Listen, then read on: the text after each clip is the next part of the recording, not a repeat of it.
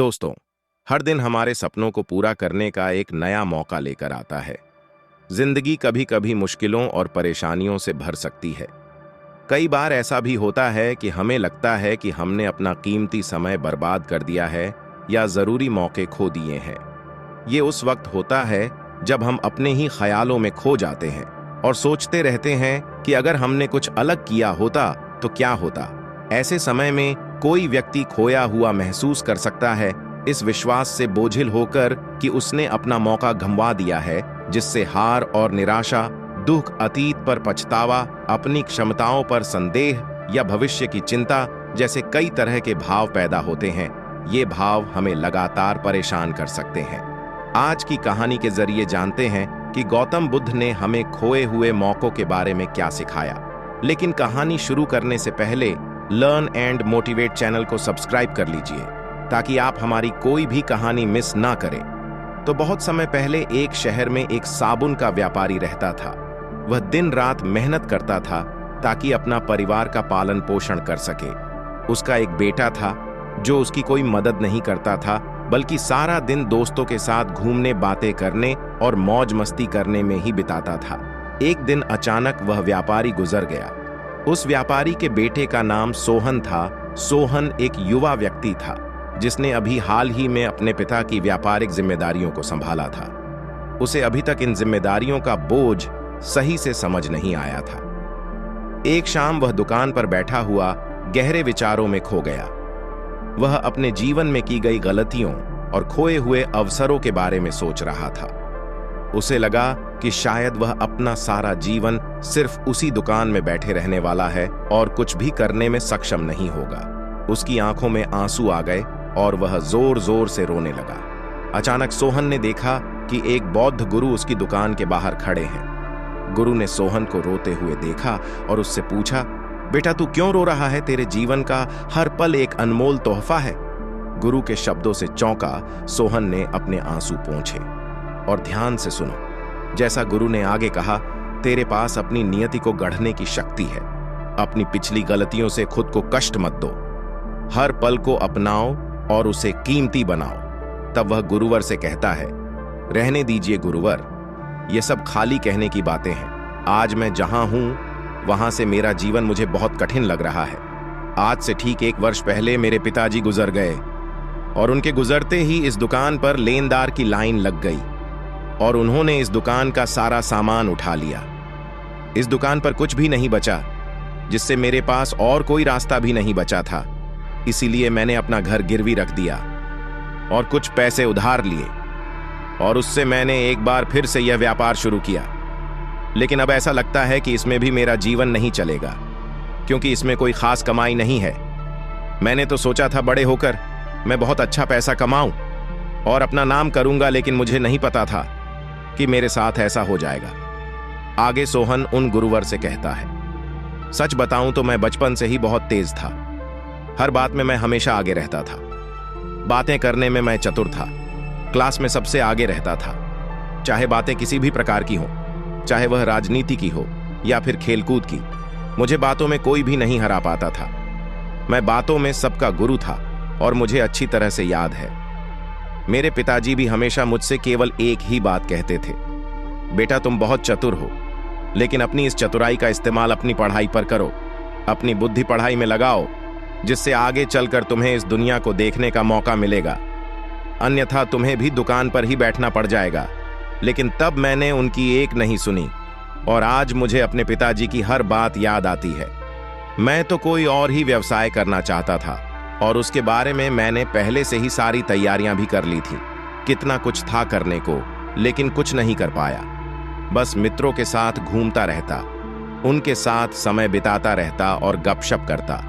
लेकिन अब मुझे यह प्रतीत होता है कि मैंने अपना सारा समय यूं ही व्यर्थ कर दिया। यहां तक कि मेरे सभी मित्र भी मेरे किसी काम के नहीं हैं। जब भी मैं उन्हें कोई समस्या बताता हूं तो वह उसका समाधान तक मुझे नहीं दे पाते।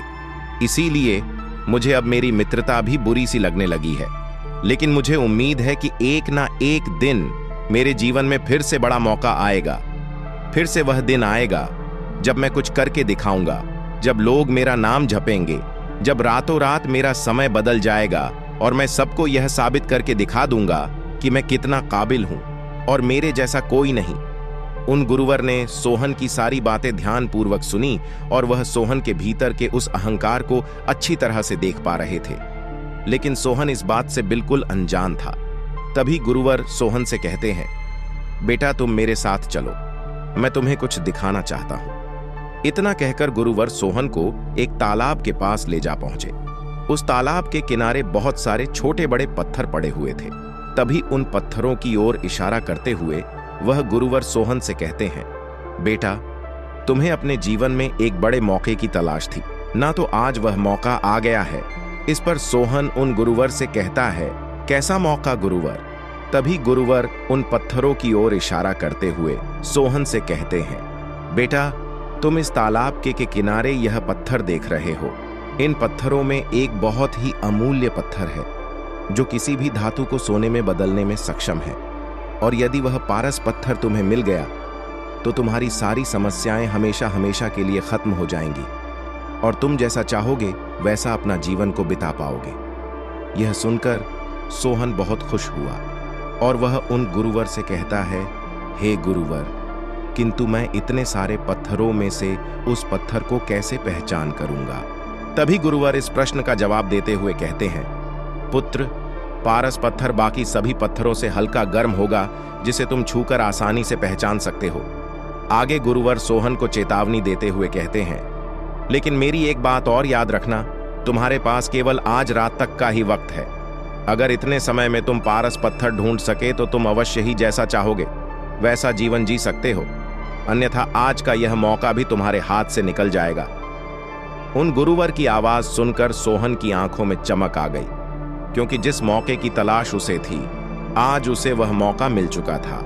उसने तुरंत ही बिना देर किए उन सभी पत्थरों को तराशना शुरू किया।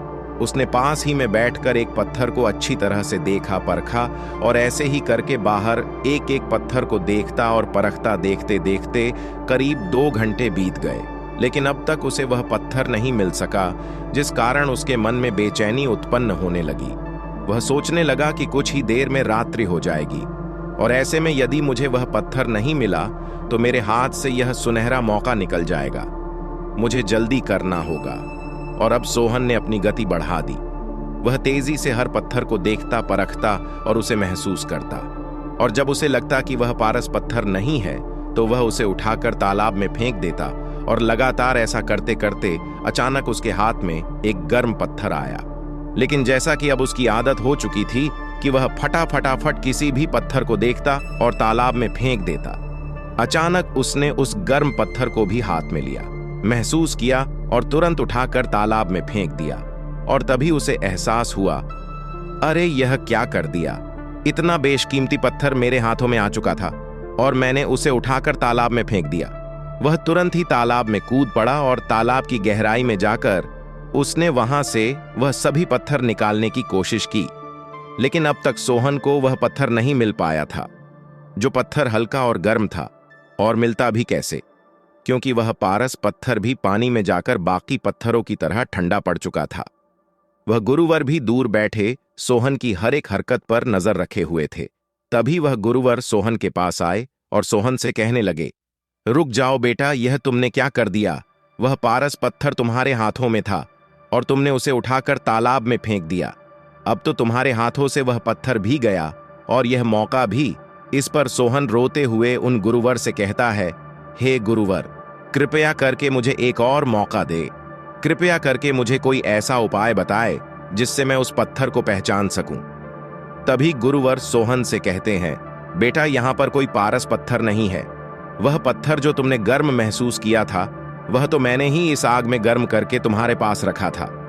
यह सुनकर सोहन क्रोधित हो गया और गुरुवर से कहता है, परंतु आपने मेरे साथ ऐसा क्यों किया?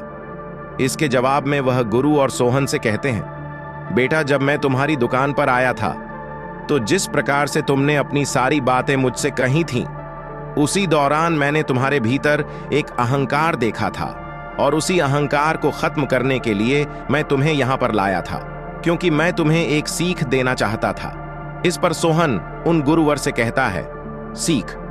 कैसी सीख?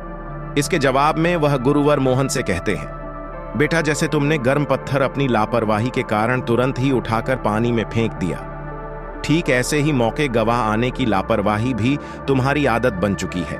जैसे कि आज तुमने केवल पारस पत्थर को खोजने की तलाश में और किसी पत्थर पर ध्यान नहीं दिया, जबकि इस तालाब के किनारे कई ऐसे बेशकीमती पत्थर हैं जिन्हें केवल बेचकर ही तुम्हारा पूरा जीवन आराम से कट सकता था, लेकिन तुमने उन पर भी ध्यान नहीं दिया। उन्हें उठाकर तुरंत ही तालाब में फेंक दिया। ठीक इसी प्रकार तुम केवल बड़े मौकों की तलाश में रहते हो, लेकिन तुम्हारे सामने जो छोटे छोटे मौके आते थे तो उन पर ध्यान नहीं देते, और तुम यह भूल जाते हो कि यदि तुम्हें कोई बड़ा अवसर प्राप्त करना है तो तुम्हें पहले छोटे छोटे अवसरों पर ध्यान देना होगा। उन छोटे छोटे अवसरों पर काम करके ही तुम बड़े अवसर प्राप्त कर सकते हो। उन गुरुवर की बात सुनकर सोहन को अपनी गलती का एहसास हो गया। तभी आगे गुरुवर सोहन से कहते हैं, बेटा, तुम बचपन से ही केवल बड़े मौकों का इंतजार कर रहे हो, जिस कारण तुम्हें हर दिन की कीमत दिखाई ही नहीं दे रही थी, और इसी कारण तुम आज तक अपने जीवन में कुछ नहीं कर पाए। तुम अपने जीवन में जो भी करना चाहते थे वह सब तुमसे दूर होता चला गया, क्योंकि तुम तो केवल बड़े मौके की तलाश कर रहे थे। लेकिन तुम्हें ऐसा नहीं करना चाहिए। कभी भी किसी बड़े मौके का इंतजार मत करो, बल्कि तुम्हारे सामने जो कर्म है उसे ही सब कुछ मानकर उसमें डूब जाओ, क्योंकि जब तुम इस कर्म में डूब जाओगे तभी जीवन में आने वाला सुनहरा मौका तुम्हें दिखाई देगा। तभी सोहन उन गुरुवर से कहता है, किंतु हे गुरुवर, मैं तो बचपन से ही बहुत तेज हूं। मेरा दिमाग और उससे तेज चलता है। मैं बातें करने में भी औरों से बहुत तेज हूं। लोग मुझे बुद्धिमान और चतुर कहते हैं। फिर आखिर मुझसे गलती कैसे हो गई? मुझे आखिर अपनी कमियां क्यों नहीं दिखाई दी? तभी गुरुवर सोहन से प्रश्न करते हुए कहते हैं, बेटा, क्या तुमने बचपन से होशियार और चतुर बनने के लिए कभी कोई प्रयास किया है या कोई अभ्यास किया है, या ऐसा कोई भी काम जिससे तुम्हारी चतुराई या फिर होशियारी बढ़ सके? सोहन से पहली बार उन गुरुवर ने प्रश्न किया था और सोहन चुपचाप उनके प्रश्नों का जवाब ढूंढ रहा था। कुछ देर शांत रहने के बाद वह गुरुवर से कहता है, हे गुरुवर, मैंने तो कभी भी ऐसा कोई प्रयास नहीं किया। तभी गुरुवर सोहन से कहते हैं, बिल्कुल सही। मेरी इस बात को अच्छी तरह से समझने का प्रयास करो। जब भी कोई इंसान शरीर धारण करके इस दुनिया में जन्म लेता है तो परमात्मा हर किसी को कुछ ना कुछ काबिलियत अवश्य देते हैं, जिसका उपयोग करके वह अपने जीवन में अपना पेट पाल सके, अपने परिवार का पालन पोषण कर सके और दूसरों के काम आ सके। इसलिए जो उपहार तुम्हें मिला है उसके लिए तुम्हें कृतज्ञ होना चाहिए और अपनी बुद्धिमानी और चतुराई का अच्छी तरह से उपयोग करना चाहिए। लेकिन याद रहे कि अहंकार को अपने ऊपर हावी मत होने देना, और इसके लिए तुम्हें अपने भीतर विनम्रता उत्पन्न करनी होगी। और बुद्धिमानी तो वही है जो व्यक्ति लगातार यह स्वीकार करता है कि मुझे कुछ नहीं आता और मुझे तो अभी बहुत कुछ सीखना है। वास्तव में वही बुद्धिमान व्यक्ति है जो गुरु के सामने, अपने बड़ों के सामने, अपनी गलतियों के सामने अपने अहंकार को भूलकर उन गलतियों को स्वीकार करे और उनमें सुधार करे, जिससे वह अपने जीवन में आगे बढ़ता चला जाएगा और वह अपने जीवन में जो कुछ चाहता है उसे हासिल भी कर पाएगा। तभी सोहन कहता है, हे गुरुवर, आप सही कहते हैं, लेकिन अब मैं क्या करूं? मुझे कुछ समझ नहीं आ रहा। मैं तो अपने साबुन के व्यापार में पूरी तरह से फंस चुका हूं। अब मैं यहां से कैसे निकलूं? इसके जवाब में गुरुवर मोहन से कहते हैं, बेटा, तुम्हें कहीं भी जाने की आवश्यकता नहीं है। तुम जो काम कर रहे हो बस उसमें डूब जाओ, अर्थात तुम अभी अभी दुकान पर वापस जाओ और अपने काम को अच्छी तरह से संभालने का प्रयास करो। जब तुम इस काम में अच्छी तरह से डूब जाओगे तो तुम्हें बड़े बड़े मौके भी दिखने लगेंगे। इतना कहकर गुरुवर अपने मार्ग पर चल पड़े और सोहन वापस अपनी दुकान पर लौट आया। अगले दिन से सोहन ने एक नई शुरुआत की। अगले दिन सबसे पहले उसने उन चीजों की एक सूची तैयार की कि उसे अब क्या क्या करना है। तो उसे पता चला कि अब तक बहुत सारे काम रुके हुए हैं जिन्हें उसे सबसे पहले पूरा करना है। देखते ही देखते अगले 1 महीने की सोहन ने पूरी सूची तैयार कर ली और वह सारे काम निपटाने लगा। और अगले 3 दिनों में उसने नए नए ग्राहकों और नए नए व्यापारियों से बात की, ताकि वह अपने इस व्यापार को और भी उन्नति तक ले जा सके। और फिर जो भी छोटे मोटे काम बचे हुए थे उसने उन कामों को पूरा करना शुरू किया और केवल कुछ ही दिनों के भीतर ही उसने वह सभी काम भी पूरे कर लिए और अपने खाली समय में जब वह उन व्यापारियों से बात करता तब उसे इस बात का एहसास होता साबुन को बेचने से ज्यादा अधिक मुनाफा उन्हें बनाने में है। अब सोहन इसी पर फोकस करने लगा। सोहन इस बात को अच्छी तरह से जानता था कि साबुन को बनाना इतना आसान नहीं है, लेकिन फिर भी उसने हार नहीं मानी। उसने अपने आसपास देखा तो उसे तरह तरह के साबुन दिखे और उसने सभी साबुन के तरल पदार्थों के बारे में और अधिक जानकारी हासिल करनी शुरू की और फिर इन्हीं जानकारी की मदद से सोहन साबुन बनाना सीखने लगा। देखते ही देखते सोहन ने केवल कुछ ही महीनों में अपना एक कारखाना शुरू कर दिया और उस कारखाने में सोहन अपने तरह तरह के प्रयोग किया करता। वह साबुन के तरल पदार्थों के बारे में और अधिक जानने की कोशिश करता, लेकिन जब वह ऐसा कर रहा था तब उसके मित्र उसका मजाक उड़ा रहे थे। लेकिन सोहन को इस बात से तनिक भी फर्क नहीं पड़ रहा था। एक दिन की बात है, सोहन अपनी दुकान से अपने घर जा रहा था। तभी रास्ते में उसे एक बड़ा सा गड्ढा नजर आया और उस गड्ढे में खूब पानी भरा हुआ था और इसी पानी के कारण वहां पर खूब सारे मच्छर भी थे, जिस कारण मच्छरों के काटने से आसपास के लोग बीमार पड़ रहे थे। तभी सोहन को यह याद आया कि यदि पानी में वह थोड़ा सा साबुन डाल दे तो इससे पानी की सतह का तनाव कम हो जाएगा और मच्छरों के जो अंडे हैं वह पानी पर तय नहीं पाएंगे, जिससे मच्छरों की तादाद दिन पे दिन कम हो जाएगी। सोहन यह सोच रहा था कि तभी उसके दिमाग में एक और युक्ति आई। उसने सोचा, यदि मैं डिटर्जेंट और साबुन की छोटी छोटी गोलियां बना दूं और रुके हुए पानी में डाल दूं तो इससे मच्छरों के अंडे पानी पर तैर नहीं पाएंगे और कितने ही लोग बीमारी से बच भी जाएंगे। सोहन को क्या करना था उसे अच्छी तरह से समझ में आ चुका था। उसका लक्ष्य उसकी आंखों के सामने था। उसने तुरंत ही बिना किसी की मदद का इंतजार किए हुए अपने मित्र से बात की। इस पर उसका मित्र सोहन से कहता है, मित्र, साबुन तो इस देश की बड़ी बड़ी कंपनियां बनाती हैं, ऐसे में यह तेरे बस की बात नहीं है, यह तुमसे बिल्कुल भी नहीं हो पाएगा। इस पर सोहन ने अपने मित्र को समझाने की कोशिश की कि हर दिन एक नया अवसर होता है और उसे किसी तरह से मना लिया। तभी सोहन का मित्र सोहन से कहता है, देख, मुझे कुछ व्यापारियों के बारे में पता है और मैं कोशिश करूंगा कि तुझे वहां से वह रसायन मिल जाए। जैसे ही सोहन को रसायन मिले वह काम पर लग गया और कुछ दिनों के प्रयोग के बाद आखिरकार वह सफल हुआ। सोहन ने साबुन की छोटी छोटी गोलियां बना लीं और आसपास के लोगों में उसे बांट दिया। सोहन का आविष्कार काम कर गया और जहां जहां भी सोहन ने यह गोलियां पहुंचाई थीं, वहां के लोगों के बीमार होने की संख्या बहुत कम थी। यह बात बड़े बड़े अखबार में छपी। सोहन ने किसी भी मौके या किसी की मदद का इंतजार नहीं किया, बल्कि सोहन तत्काल ही अपने काम में डूब गया और उसने अपने काम में कुछ नया कर दिखाया और उसके बाद उसने उस आविष्कार को अपने नाम करवा लिया और अपना काम और भी बढ़ा दिया।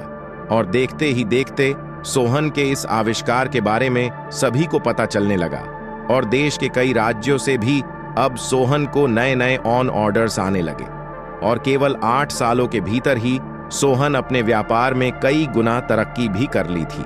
वह अपने व्यापार को उस उन्नति पर ले जा चुका था जिसकी उसने कल्पना भी नहीं की थी। उन गुरु की वह सीख जिसने सोहन की पूरी जिंदगी बदल दी। सोहन ने उन्हें अपना आदर्श बना लिया, जिसमें पहली सीख यह थी कि कभी किसी बड़े मौके का इंतजार मत करो। जो काम तुम्हारे सामने है उस काम को सब कुछ मानकर उसमें पूरी तरह से डूब जाओ। नए मौके खुद पे खुद आएंगे, क्योंकि बुद्धिमान वही है जो लगातार यह स्वीकार करे कि मुझे कुछ नहीं आता और अभी तो मुझे बहुत कुछ सीखना है। अपनी गलतियों के सामने अपने अहंकार को झुकाओ, जीवन में सुधार करो और आगे बढ़ो। दोस्तों, अगर आप भी यह दोनों मंत्र अपने जीवन में अपना लेते हैं तो आपको भी सफल होने से कोई नहीं रोक सकता। दोस्तों, यह वीडियो कैसी लगी कमेंट में अपनी राय जरूर दें। अगर चैनल पर नए हैं तो सब्सक्राइब करना ना भूलें। तो चलिए मिलते हैं एक और नई वीडियो में। नमो बुद्धाय।